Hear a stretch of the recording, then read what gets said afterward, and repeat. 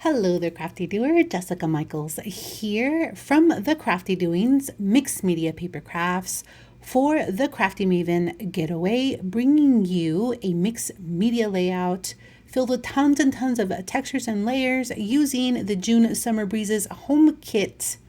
So grab a comfy chair, grab all your crafty things, and let's get into the crafty doings. Here is a handful of the things that come in the June Summer Breezes home kit. It's not all of it, but I'm going to pull out some things that I may or may not use for this kit. This paper here, the pink and white pattern paper, is very textured. It reminds me of wall paper, and then the stamps are from Stamperia, which reminds me of like a net, like a beach net or mermaid kind of fish net. This kit also comes, as all kits do, with a stack of just different pattern and textured paper. This here is vellum, which is really cool. This one is mint from Minte. This is a little bit softer, like almost like collage paper, but it's not. And then you have some wood grain card stock paper, some kind of rice paper, and this really cool, I don't know, like mesh, but it also has some like paste splatters on it. It's really cool. I love the entire vibe of this paper pack, because it just screams to me summer breezes, beaches, oceans, and all that. Also in the kit is this twine ribbon with this really pretty design on it. I'm most definitely using that. And then there is some Minte wood chips and this really cool I don't know, they remind me of like little mini erasers, but they're embellishments with a little sun on it, and they are from Trinity Stamps. And then these gorgeous mini little flowers that have like a two-tone type of aqua color in it. They are from Little Birdie. I pulled out this distress crayon in the case that I want to use some of that for added texture and layer to my background. The kit also comes with this ephemera pack with journaling bits, and it's really cool because there's a lot of like tags and areas to journal. So I'm hoping to use something out of that. There's also this 49 and Market by Vicky Boutin rub-on transfers. This is from her Flower Emporium, and Hannah did so well matching this because it has like these little net kind of circles theme throughout. This Cloud9 ink is so cool. It has this really cool shimmer effect, so it goes on this aqua, but in the light you can see it shimmer purple, just like on the ink pad. So I'm excited to play with that. And then some more wood veneers to play with, all beach and summer themed. This paste is really cool. It is sand paste from, I believe, Prima Finbear, and it is white sand texture paste. Obviously there's a theme going on here, and I'm most definitely going to use that one way or another. Again, this is just probably a little over half of the things that are in this kit. And I went through it and just kind of pulled out what I want to use, or what I felt inspired me with to create the layout for my photo, which is my little at the beach. So here we go. Let me clear up my desk a little bit and then I can get started. So I am going to use a sketch. This sketch is by the 30 Days of Christie's, the 30 Days of Sketches with Christie's Beautiful Life. This one is by Karen Adams Kidwell at The Crafty Karen. I really like it because of the splatters. It caught my attention, and the honestly, the first thing that caught my attention was really all of the different pattern papers at the bottom. And if you haven't got your hands on the Crafty Maven Getaways kit, you are missing out on all the different beautiful pattern and textured papers. And so I want to go crazy and just use those textures instead of those pattern paper strips. So I'm really called to this like mesh with the splattered paste, and I want to make sure that I implement it somehow on my layout, but I don't think it's going to go well with the backing of my photo. And this is just the beginning process of my vision, so it's usually a little bit slow. I think what the best idea here is going to be is just go right into the mixed media. Now, I've never used this, let me grab it. This Cloud 9 Mermaid Lagoon Shimmer, Lisa Horton Crafts. I've never used this ink. I kind of tested it here on my paper just to kind of see what I was working with. And, you know, I use products the way that I'm used to using them. And it may or may not be the way that Miss Lisa Horton probably envisioned her product being used. So I'm going to smoosh it down to my glassworking surface, dilute it with water, and lift it with a paintbrush and see kind of how that feels a little bit. I am using bristle paper. That's what I use for my bases when I'm going to create a mixed media background on my scrapbooks. I absolutely love the color, but I need to do a little bit of smooshing here because it kind of gives me that like wicking edges, I guess. It kind of looked like fading away towards the end. So I'm just going to get a random plastic piece of paper that I usually have laying around on my desk and then start creating my background, drying in between layers, going back in there, ink smooshing, splattering, even using my paintbrush at some point to kind of just, you know, make some markings and move ink around.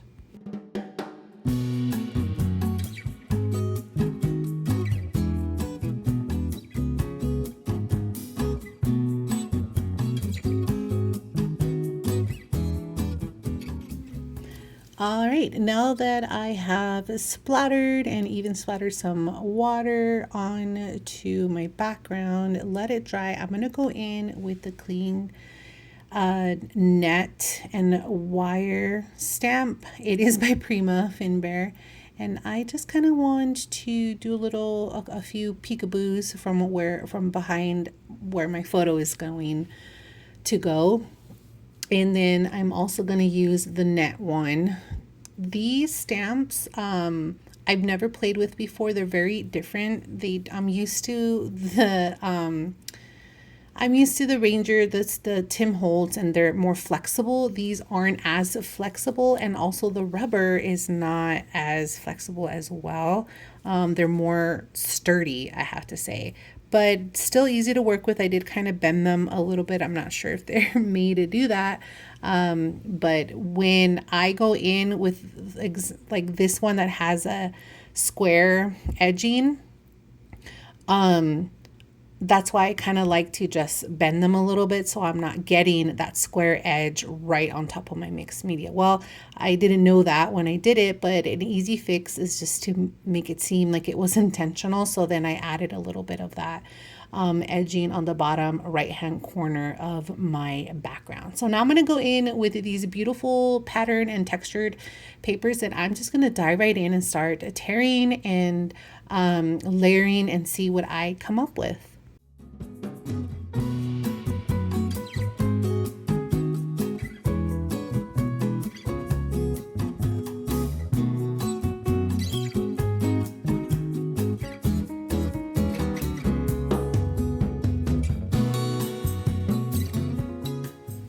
All right, so I'm liking what I have going on, but before I adhere those layered strips, I'm going to go in with the Finbar white sand texture paste. And I don't know if it's my Arizona heat from having my kit sit out in the mailbox or what, but when I got it, it was a little bit dense. I'm gonna try, it's almost like Play-Doh a little bit, and I doubt that it was like that in the beginning, but that's what happens with texture paste when I leave my stuff sitting out on the shelves too long. I spritz it with water and kind of let it sit until the next time that I use it, and it usually works out that way. But I love the look of the sand on the paper, the color, the texture, the look. It looks like legitimate sand, and it is perfect for this layout. So I'm going to go ahead and start adhering these pieces of paper in the order that I have them. And I think I'm going to go in with yet another layer of texture and add a couple crisscross staples before I move on to embellishing.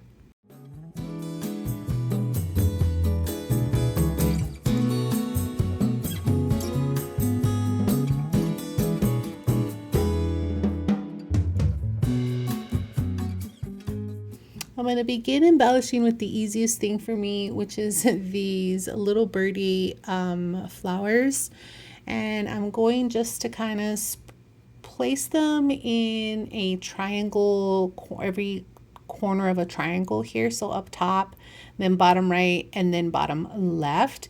And begin clustering my embellishments. I'm going to start with these tiny flowers, as I've mentioned, and then I'm going to dive in to the Trinity Stamp Sunkissed embellishments because I want to start bringing in that yellow that you see in the second strip there. And then after that, I'm going to go into the add-on embellishments, and these are super cute. They're almost like acrylic, maybe a little plastic. They're really cool. And I'm just going to continue to add to my clusters and even dive in to these wood veneer add-ons. There's some little cute waves that I think would be really cute on top of the layered torn pieces of paper.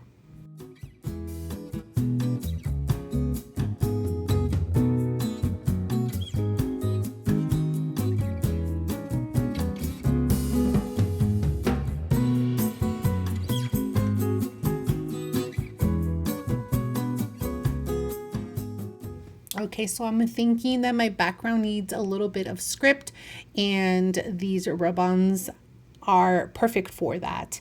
In fact, I'm just going to use my nail to rub them on. And the beauty about using these for mixed media is that it is okay if like the edging tears or whatnot. And since I want to use it right at the edge of the photo, I want to make it look like it's coming from under, and I've already adhered it so I can't move it. I'm just going to place the backing right on top of my photo, rub on the edge, and voila. So I'm going to add a little bit more of that script, maybe the bottom line of this, so that it can kind of stand out. And then a little bit up here, I guess, kind of keeping true to that rule of 3, which is more pleasing to the eye when you're looking at a layout. So I think that looks pretty good. I kind of wanted to put a little bit more there, but it's too much trouble. So let me dive in to the journaling ephemera pack, and you are going to get a quick look of what is included in this pack while I decide what I'm going to use for the where the title goes in the sketch.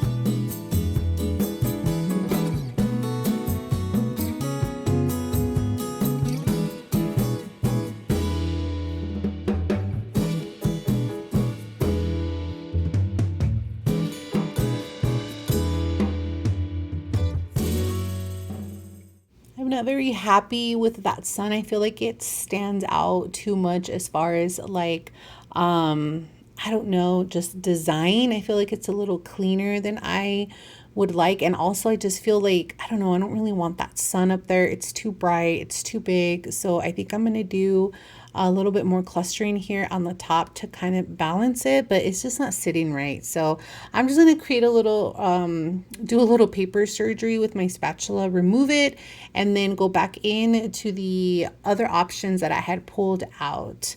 And I think that maybe something smaller, I definitely still want to go with yellow because I feel like that's the pop of color across my layout. So I'm gonna find something different. And I remember correctly, there is a smaller square here that I am going to use instead. And I'm going to bring back this really cool mesh texture with the texture paste splattered on it. I'm going to distress the edges to it because I feel like it's just coming from a clean collection compared to what I already have on layered on my page. That's why I kind of want to layer it with the twine, but it's just too top heavy and the picture just feels like it's, I don't know, too alone. There's not enough layers. So with that being said, off camera, I end up going back through the ephemera pack, grabbing a couple of film strips. You'll see the beauty shots at the end of the video, and also adding a little bit of that mesh with the texture paste splatters, and I absolutely love it. I didn't add a title to it. I was too focused on replacing the sun that it slipped my mind. I do have like a little sticker from, oh my goodness, from my stash, let's just put it that way. I don't know how long I've had it, but it just says Florida on it, and ironically it has the FL in the exact color of the background, and it worked out perfect. So here is the final look to this mixed media textured layout. I truly do hope that you were inspired today to reach for your mixed media and create on your paper crafts. For more tips, tricks, and mixed media inspiration, follow me at the Crafty Doings. If you are shopping Crafty Maven Getaway kits or subscribing for their kits, don't forget to use my code for a little bit of savings. Thank you so much again for watching. Until the next Crafty Doings.